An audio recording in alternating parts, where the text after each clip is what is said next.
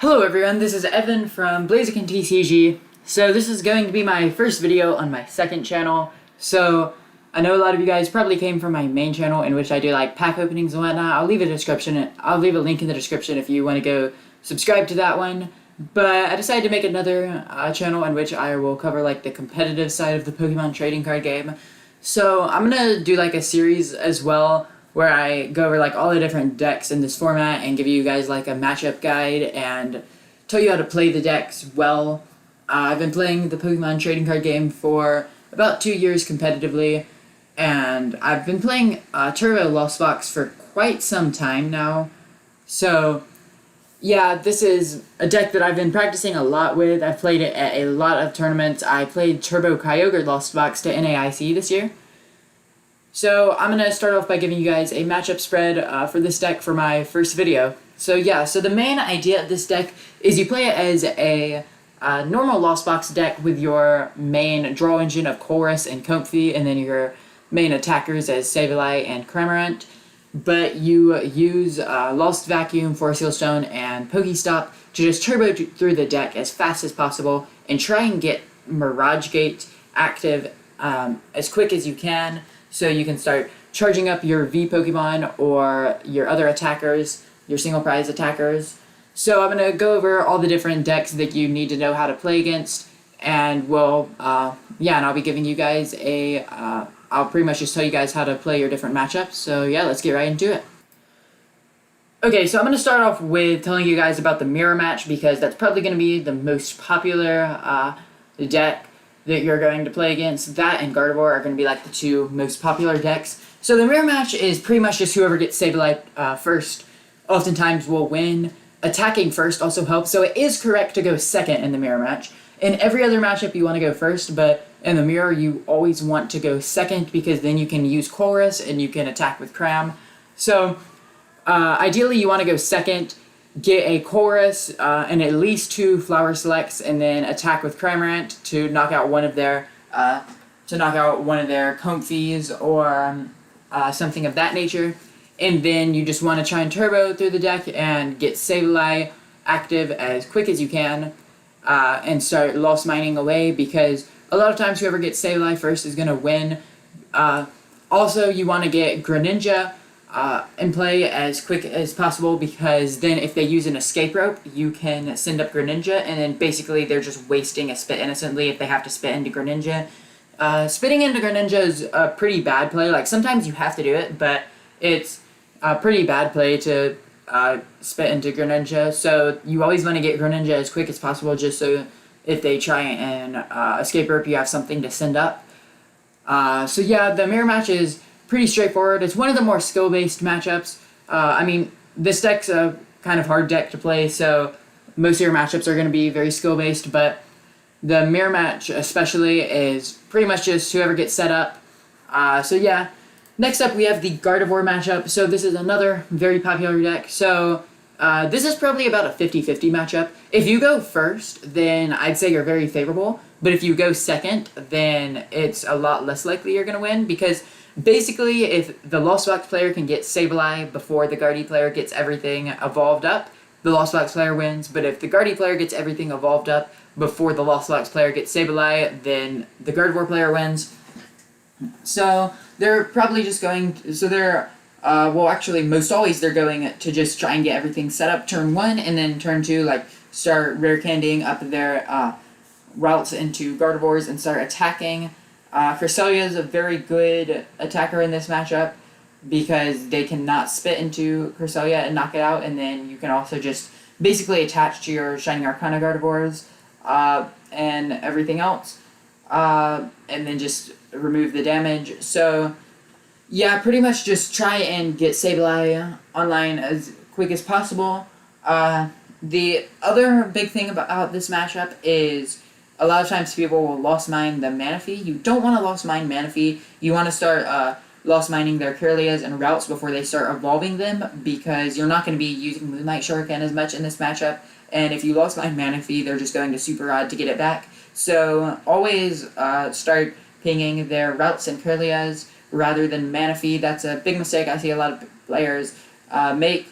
And then At some point, you can also like try to go with like a Boss Drapion double Mirage Gate play on Gardevoir, but you don't want to rely on that too much because that's a lot of cards you need to pull off that combo. So once you have to take that 2-prize knockout to win the game, that's when Iono gets very scary.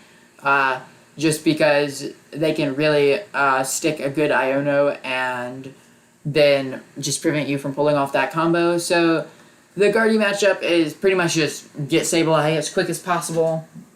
Spit in the early game. If you're going second, you always have to spit turn 1. Otherwise, you're going to be very far behind already. And then if you're going first, you just want to try and get Sableye turn 2. It doesn't happen often, but it can happen. So just, try and just turbo through the deck and just try and get 10 cards in the Lost Zone turn 2.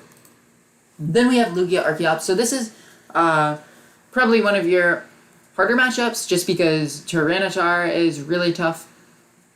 And then V-Guard as well makes it so that you can't just knock out Tyranitar with your Dragonite.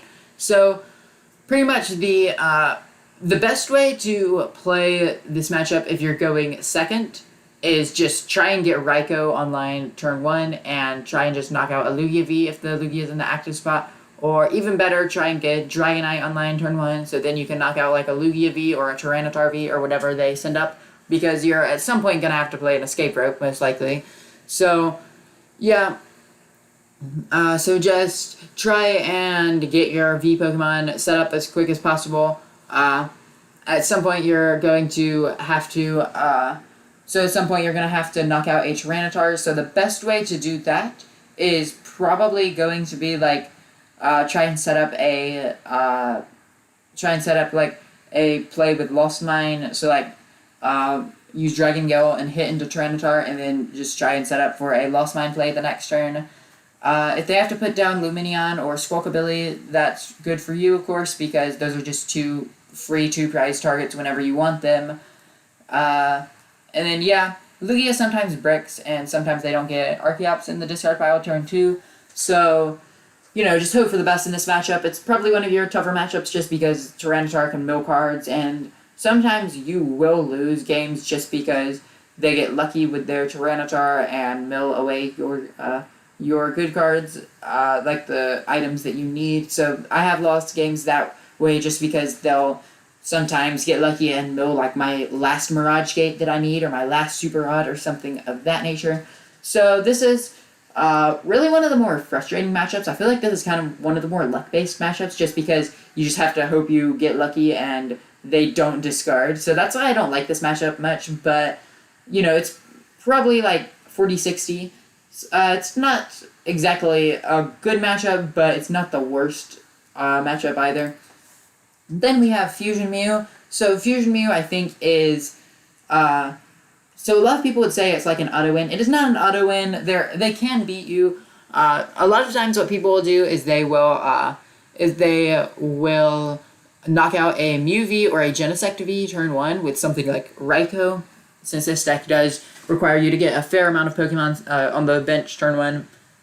And then they will Drapion the Mew VMAX and then have 1 prize card left. And then the Mew player can kind of just stick Iono here and then just attack for the rest of the game. So this one's actually playing 4 Forest Heal Stones, which is very interesting. So yeah, I just noticed that.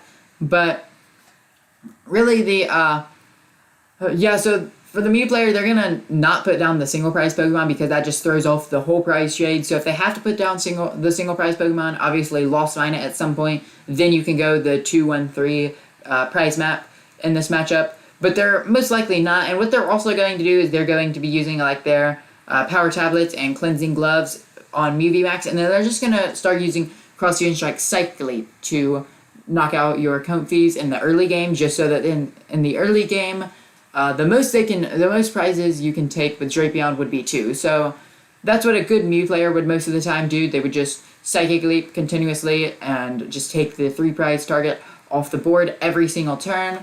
Then they have their Hand Disruption as well, so it's not an auto-win. So yeah, pretty much if they put down the 1 prize Pokemon, then you can just go like the 2-1-3 prize map, and that'll get you there. Otherwise, you want to use Drapion for 3 prizes at some point, and then maybe just try and set up like a Sableye play on Genesect as well. If you have to, you can use your Dragonite or Raikou, but typically you only want to use like 1 2-prize Pokemon, which is the Drapion, so I would just attack with Sableyes and Greninja in this matchup. So, yeah, this matchup, you can lose, but it's definitely a favorable one. Then we have Arctur Umbreon. This is probably one of your worst matchups, just because the natural bulk of the VMAX and V-Star Pokemon in this deck, you just can't knock them out with like Dragonite or something. So, if you're going second, sometimes you can win just by donking their RCSV with like Dragonite or something. So if you're going second and they have like an RCSV that they attach to, just try and get 7 in the loss zone turn 2. Just try and get that pop-off turn and knock out the RCSV, and then they're very far behind, and at that point you've essentially won, because the most they can do, unless they have like Raihan in hand, which is unlikely, then if they don't find Raihan or like RCSV Star or something, then the most they can do is just attach a double turbo and Trinity Charge, and then you're taking 2 more prizes after that. So, yeah, that's pretty much your best route. If you're going first, then just try and just play slow and steady, and get Dragonite turn 2 and knock out an R6V or a Duraludon V or even an Umbreon V if they put it down, and just take 2 prizes right off the bat. And then they probably won't be able to knock it out with Trinity Nova. Yeah, because they won't be able to knock out your Dragonite with Trinity Nova, because they're only going to be doing like 210 if they have a Choice Belt. So yeah, that's probably the best way to play the matchup, but if you go too slow, you will lose, just because if you let them get the Duraludon set up, then it's very hard to win, just because they have like Lost City and then Hand Disruption. So this is probably one of your tougher matchups. It is winnable, but you know, it's probably one of the harder ones to win. Then we have like Chien-Pao. So this is like the Turbo Cross Switcher Canceling Cologne build. So this one, just always put Manaphy down. Just make sure, just prioritize the Manaphy, always put it down, and then and then also in the late game, Hand Disruption can be very good with this deck. So the Roxanne, you want to use Roxanne in the late game, because Roxanne is just so good against this deck, because if they use the Starbirth turn 1, then sometimes Roxanne, they just won't have much draw support other than like Greninja. So yeah, so what you typically want to do is just try and get Sableye as fast as possible and start knocking out their Frigibacks before they can evolve them up to Baxcalibur, and then you can also try and set up like a 2-prize knockout with Chien-Pao at some point during the game, either with like 2 Sableyes or a Dragonite. And sometimes this matchup, it can feel a bit awkward for them, because they're just going to have like that Chien-Pao, just 2-prize Pokemon just stuck in the active spot, and then that's just a free target for your Dragonite. So sometimes it can be a bit awkward for them, and this deck can sometimes feel a bit clunky. So yeah, this is I'd say probably still a good matchup. Just, you know, try and just keep up pace, and Roxanne in the late game is very good. And then we have Arctina. All Arc matchups are inherently bad matchups for you. Arctina is not as bad of a matchup as Arctura, but it's still pretty tough. They don't play the Lost Cities. Instead, they're just going to be going for like a Judge path, and then in the late game, Iono path strat. So yeah, just try and play aggressively with your Dragonite, because they a lot of times won't be able to knock out your Dragonite, because they don't ever really want to commit to Giratina in this matchup, because they are if they just attack with Lost Impact every turn, they're going to run out of energies, because if they're just taking a 1-prize knockout with Lost Impact every single turn, they'll probably just run out of energies. So they're most of the time going to be attacking with RCSV Star. Sometimes they'll maybe bring out the Giratina just so they can get a clean 1-hit KO on either your Raikou or the Dragonite. So if they're just going to play, I think in this matchup it is probably correct just to go with the RCSV Stars. Some lists are also playing Cheren, so play around that as well. So yeah, just know that they might be playing Cheren and just respect that. So just play aggressively with Dragonite, because the best they can do with RCSV Star is have 3 basic energies, or like 2 and then 1 V-Guard. So basically just no double turbo and then Choice Belt, which they're only playing 1 Choice Belt. So a lot of times it's going to be tough for them to knock out your Dragonite. So just attack with Dragonite a lot, then Sableye in the late game. You can also, a way you can play this as well is start pinging their draw engines as well and just taking like 1 prize knockouts. That's another way to play it, but at some point you will have to take probably 2 knockouts on V Pokemon. So yeah, so that's probably a tougher matchup. And then our last deck is Inteleon Urshifu, which is probably the worst matchup of them all. This matchup's like 2080. It's very hard. It's winnable. I've beaten Inteleon Urshifu before. It is definitely a winnable matchup, but it's very hard because so the Inteleon VMAX is a 3-prize Pokemon that you can just knock out with a Raikou V. So at some point you are going to want to go with like a Raikou V play on Inteleon VMAX for 3 prizes. But by that point, they are already going to be setting up like the Double Gunner, Yoga Loop plays and pinging your Manaphy's and then using Rapid Blow. So sometimes this deck can feel very clunky. And a lot of times Hand Disruption is very good in this matchup in the late game. So a lot of times what you're going to want to do is boss Inteleon VMAX and knock it out with Raikou V.